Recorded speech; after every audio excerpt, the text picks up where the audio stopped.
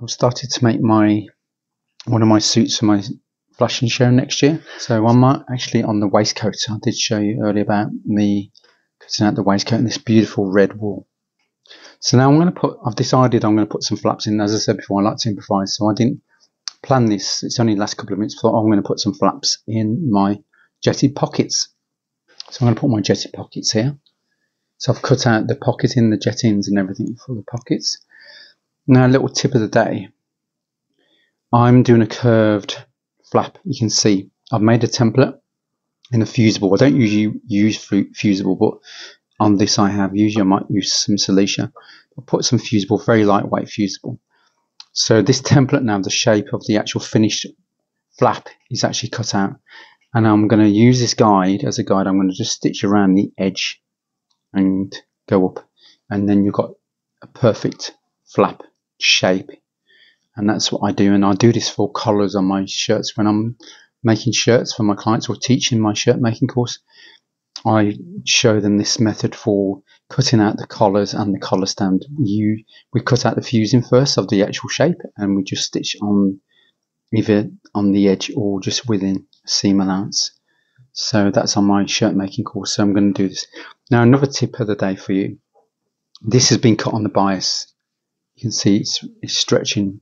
You see, if we place our lining, because it's going to be our back lining on the bias, it will naturally go inside your curve more easily than if it was cut on the straight ground. You'd have to pull it a little bit so the seam allowances go inside.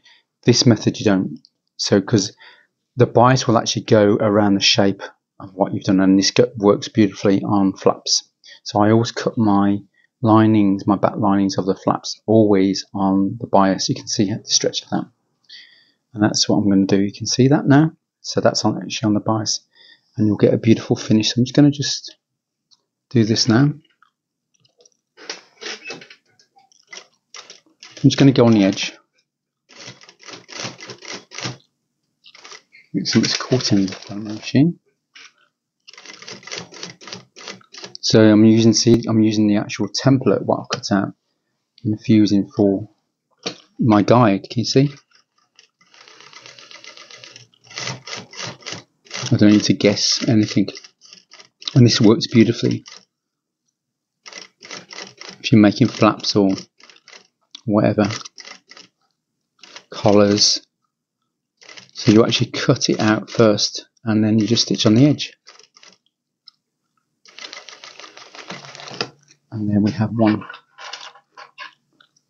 So I'm going to do two because I've got to do two flaps now.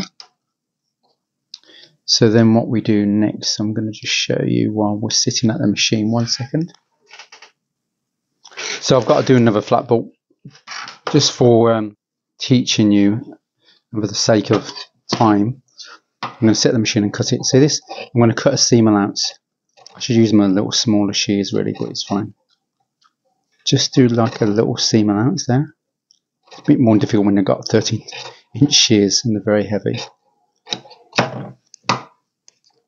So I'll just cut around my seam allowance. I'll leave this extra here at the top end because when I turn it through, I need to leave a little extra. Just trim a little bit of this off here. I don't need too much really.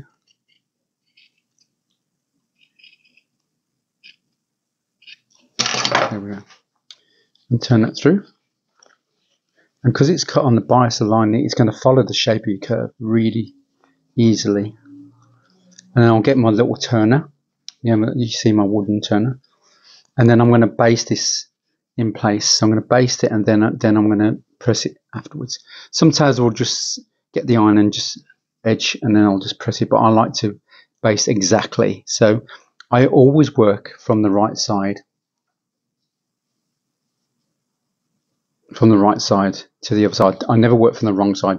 You'll see a lot of people and sewers, they'll actually turn it in from the wrong side, but you kind of gauging really how much to take that in. But see, from the right side I can gauge it exactly how it's going to be finished, so I'll just turn it over accordingly and I'll just baste that in place.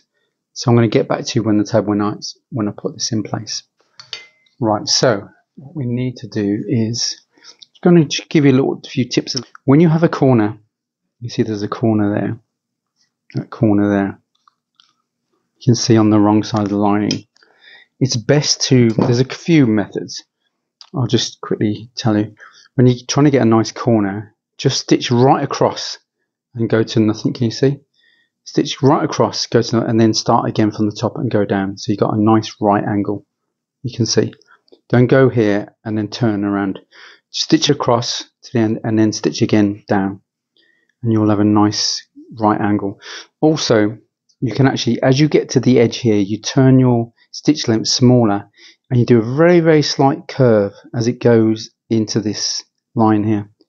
Tiny, tiny stitch. So you reduce the stitch length, do a tiny curve, and that little curve will enable it to be at right angles when you push it through.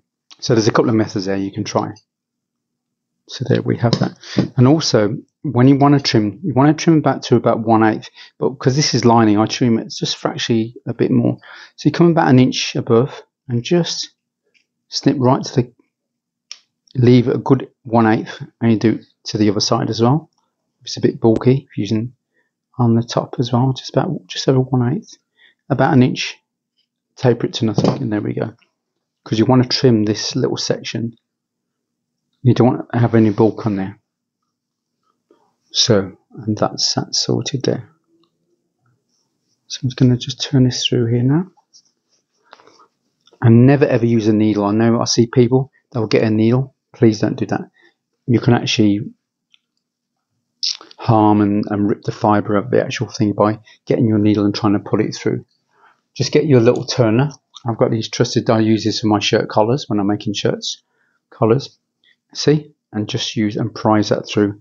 Now there's a little tip I'll do when you're prising this through. If you get your